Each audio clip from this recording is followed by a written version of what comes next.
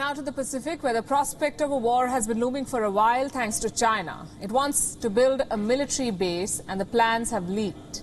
China wants a military base in the Solomon Islands, right in the backyard of Australia and New Zealand. The draft agreement has leaked and it set alarm bells ringing, for good reason.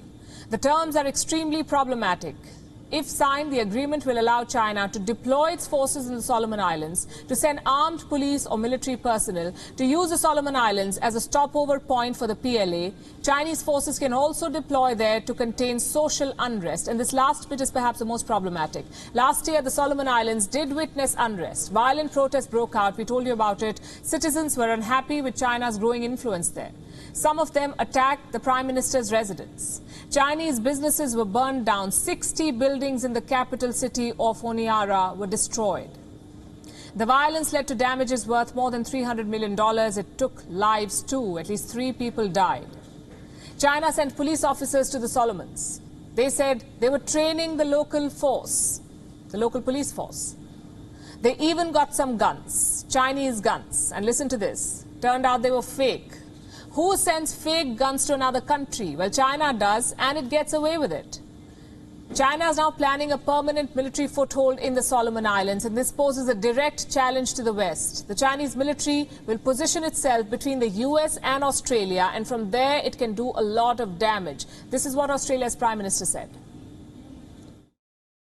I think events that you've seen most recently, I think only highlight the constant pressure and the constant push that is coming into the region from interests that are not aligned with Australia's and not aligned with those of the Pacific more broadly. A permanent Chinese base is bad news for Australia. It weakens their position. Solomon Islands have an existing security arrangement with Australia. It was signed back in 2018. And it's quite similar to what China wants.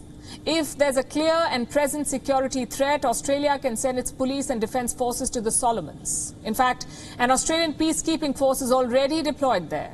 Australia is using this presence as leverage, upping its defences and perhaps bracing for the arrival of Chinese troops.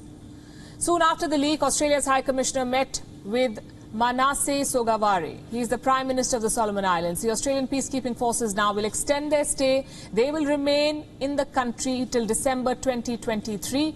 Australia will also build a radio network and another patrol boat outpost. Plus, it will give budgetary support to the Solomons.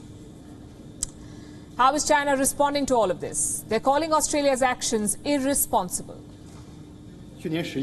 Last November, serious social unrests erupted on Solomon Islands, putting people's lives and security of their property at great risk. China firmly supports the Solomon Islands government in stopping violence, curbing unrest, and maintaining stability. China has provided several batches of police material assistance to the Solomons side and sent a temporary police advisory team to the Solomons to carry out training and help the police strengthen their own capacity building, which has been widely praised by the Solomon Islands government and all sectors of society.